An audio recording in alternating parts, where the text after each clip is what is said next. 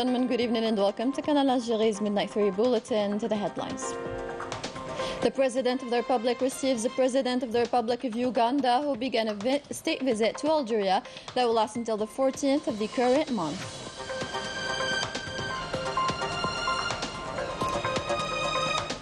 On behalf of the President of the Republic, Army General Saïd Chingriha supervises the official installation of the Central Director of the Security of the Army by interim.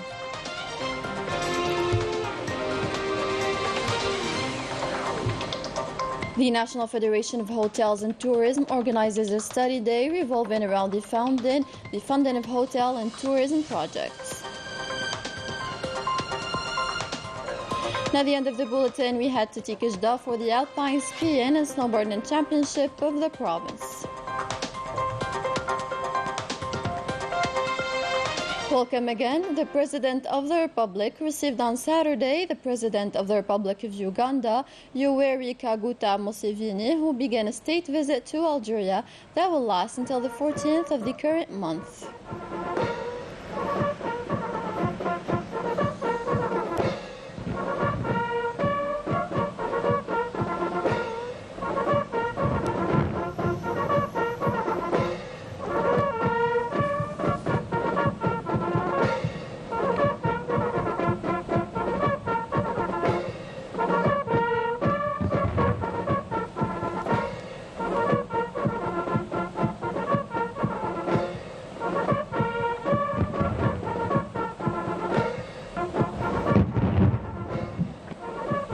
The guest of Algeria, accompanied by the President of the Republic, greeted at the airport the senior state officials led by the Speaker of the Council of the Nation, the Speaker of the National People's Assembly, and the Prime Minister, in addition to the Chief Staff of the National People's Army.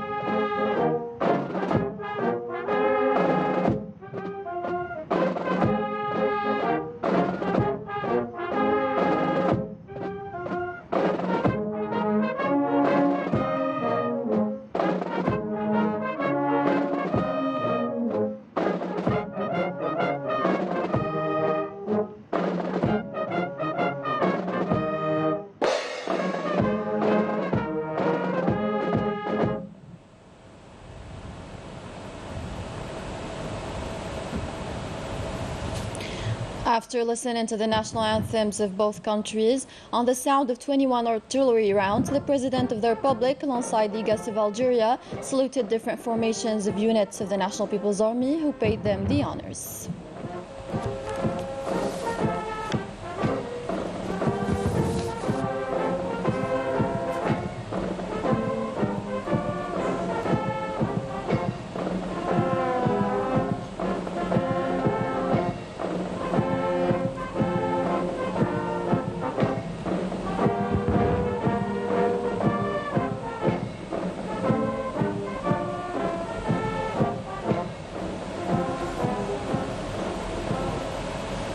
The guest of Algeria later on greeted the officials of different sectors in the country.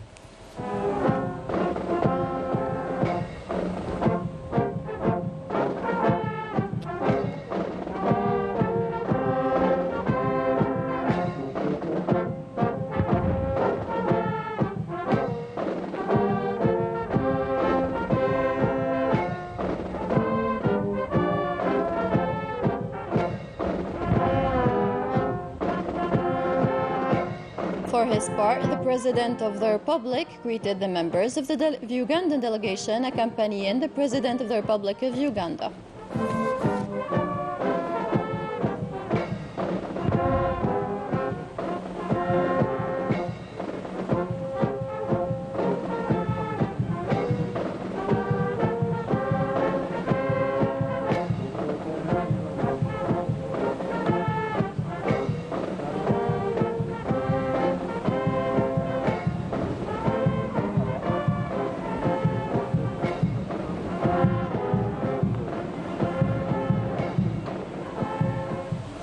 At the Presidential Hall of Honor of Algiers International Airport, Houari Boumediene, the President of the Republic and the Ugandan President greeted the members of the African Diplomatic Corps accredited in Algeria and representatives of diplomatic missions on the occasion of the state visit of the Ugandan President to Algiers.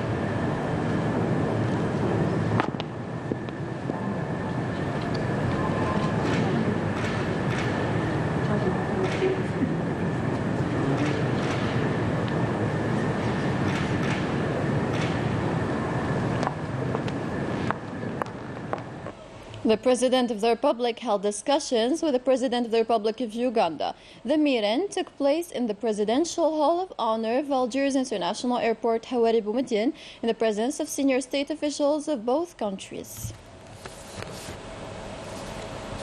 This visit is of particular importance within the path of strengthening the positive dynamics of the fraternity and cooperation relations between both countries. In a sad news, the war veteran in the 5th Historic Wilaya or province, Kazan Jilali, also known as Commander Affan, passed away in Iran. Following this painful ordeal, the President of the Republic sent a message of condolences to the family of the Mujahid or war veteran who was one of the first to join the ranks of the National Liberation Army in 1955, where he assumed leadership duties that gained him trust and appreciation. And after independence, the late assumed high responsibilities. In his message to the family of the deceased, the President of the Republic expressed his sincere condolences and feelings of sympathy, praying Allah Almighty to grant him His vast mercy and to grant his loved ones patience. Indeed, to Allah we belong and to Him we shall return. The General of the Army, Said Shingriha, Chief of Staff of the National People's Army, presided on Saturday in the name of the President of the Republic, Supreme Chief of the Armed Forces, Minister of National Defense, over the official installation of the Colonel Mahrez Jaribi as Acting Central Director of Security of the Army by interim, succeeding Brigadier General Nuiwat Shwitar. Let's have a listen to the Army General. On behalf of the President of the Republic, Supreme Chief of the Armed Forces, Minister of the National Defense, and in accordance with the Presidential Decree of March 2nd, 2023, I officially install Colonel Mahrez Jaribi as Central Director of the Security of the Army by interim in succession to General Abdelaziz Nuiwat Shwitar. Within this context, I order you to work under his authority and execute his orders and instructions in the interest of the service, in compliance with military regulations and the Republic's law in place, by loyalty to the sacrifices of our valiant martyrs and the internal values of our glorious revolution.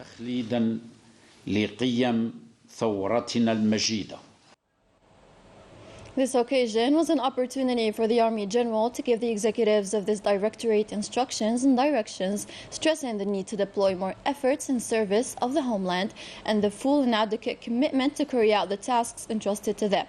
Later on, the Army General supervised the sign-in and approval ceremony of the minutes of handover of tasks.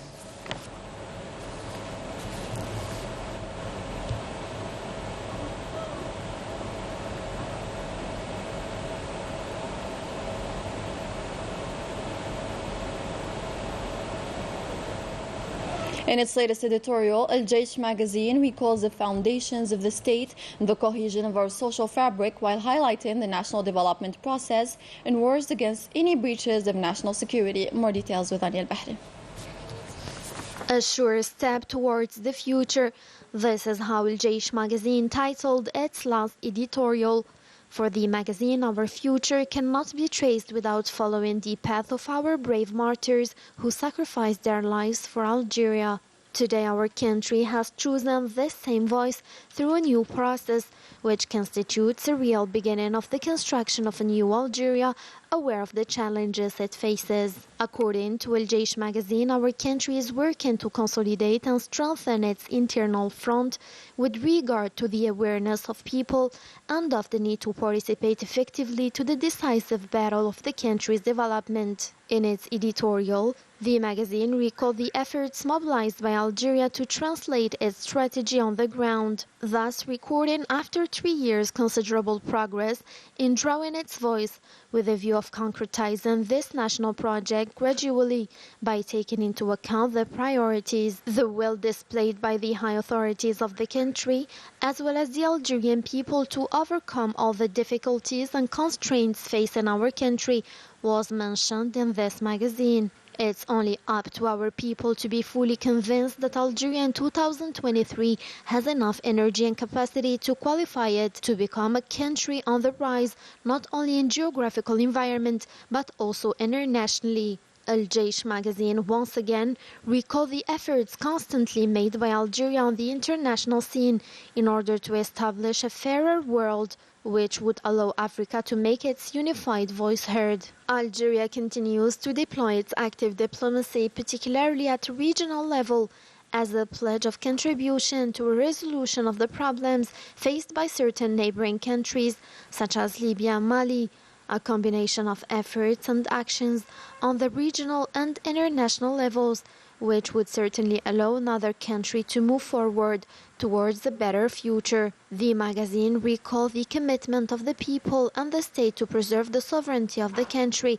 As the President of the Republic explained, our country, with the support of our National People's Army, will continue its path with an unwavering will so that Algeria occupies the place it deserves on the regional and international levels. Al-Jaish magazine also recalled the efforts of the High Command of the National People's Army to enhance its operational availability and work to allow women to play a central role in the process of modernization and development of the capacities of our armed forces by integrating her in particular in the battlefield. The General of the Army, Said Shengri, Chief of Staff of the National People's Army, underlined that women have become a key player in the profession of arms in many disciplines, which recently was an exclusive prerogative for men. The National Federation of Hotels and Tourism organized at the Higher School of Hotel and Restaurant Management of Ain Binyan in Algiers a study day on the funding of hotel and tourism projects. The main focus was the implementation of a new system of funding hotel and tourism projects, in addition to suggesting operational solutions to the concerns of operators in the hotel and tourism sector, namely the funding of their projects as well as the release of funding for hotel and tourism projects in the process. Saudi Arabia and Iran restored their relations thanks to a deal that was brokered by China after several years of tension and hostility. As a competitor of the U.S., China aims to play an increasingly important role in the Middle East. More details with Manal Ammari. Against all odds, Middle Eastern powers Saudi Arabia and Iran agreed to put an end to a 7-year conflict that set them against one another, a hostility which had repercussions on the entire region. The announcement of the re-establishment of their diplomatic relations, which were broken off since 2016, and reopening embassies in Riyadh and Tehran, is a sign of the beginning of a major geopolitical shift. This historic deal is good news for the Middle East, since tensions between Saudis and Iranians were a threat to the region's stability. It is a victory for Iran and a scathing failure of the Zionist entity's policy that continuously worked to maintain instability in the region. It also reinforces China's position as a superpower and a strategic opponent of the United States, since this deal was brokered under its aegis. Indeed, the Middle Kingdom marked a rise as a strategic player in the region against American disengagement. In addition to reopening embassies and resuming diplomatic relations within 2 months, this deal also foresees the revival of security and economic cooperation agreements between the two countries. Furthermore, Riyadh and Tehran agreed to not interfere in each other's internal affairs. The kingdom's decision to re-establish the relations with Iran could be placed in a broader context of the Saudi policy of appeasement adopted with Qatar and Turkey.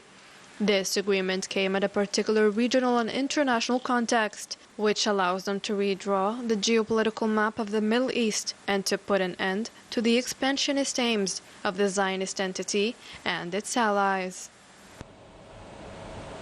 In sports, the Forum of African Athletes is being held in Algiers on Saturday and Sunday. It is in collaboration with the International Olympic Committee. This forum is the occasion for the athletes of 54 national Olympic committees to discuss major issues concerning the athletes of the continent and to elect the representatives at the level of ANOCA, the Association of National Olympic Committees of Africa. To Tikishdana, where no less than 50 participants took part in the Alpine Skiing and Snowboarding Championship of the province and the Open of Algiers, which was organized by the League of Ski and Mountain Sports in collaboration with Mont-Rion Club. Report by Walid Yousfi, commented by Sabrin Tefrgnit. What's the best way of nurturing a competitive spirit than to go skiing in Tikishda's mountains? Zakaria won several ski prizes, and he certainly did not miss the championship of alpine skiing and snowboard, where he snatched the third slot. Oui, c'est extrêmement difficile, surtout la montée de la montagne. That was difficult, especially the mountain climbing carrying the skis. C'est un grand poids sur les épaules. Non, pour moi, c'était pas trop difficile. It was a piece of cake. I've been practicing snowboard for 25 years now. These mountain enthusiasts gave their best performances amid this championship, despite all the difficult conditions. Je leur dis d'abord bravo, parce que vous étiez avec nous et vous avez vu les conditions. I salute the competitors because it's not easy to climb 3 kilometers in such circumstances. They have a great sporting level. Pour prendre ses skis et monter 3 kilomètres à pied. A sport not widely practiced in Algeria, but its adepts agreed on and loved the feeling of freedom that comes with it. We end the bulletin with sports as well. In the 5th round of Algeria's cycling tour, Bet Nasli, for the cyclists, had the opportunity to enjoy the beautiful scenery of Ouras and Highlands. Reported by Sid Ahmed Bouraid, commented by Rania Al-Bahri. This competition was very exciting and favorable for 84 competitors who wanted to show their talents after 4 stages dedicated to the runners. Once in Hammam al-Sukhna, the group of 14 cyclists took the lead and widened the gap between the contestants up to 7 minutes.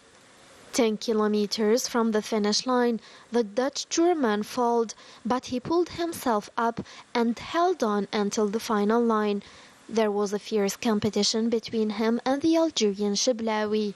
At the end, Chourman won the first place in 3 hours, 46 minutes and 33 seconds. The French Paul Hanoquin took the yellow jersey and the white jersey, while Hamza Yassine kept his green jersey respectively. I thank the people of Batman City for their encouragement, as well as my entire team. Unfortunately, I lost the first place at the final race. I hope to take it next time. It was a very tiring stage, and I'm glad that I won the first place. The 6th stage will be held between Sétif and the city of Constantine. That was all for tonight's news. Thank you so much for watching. Good night.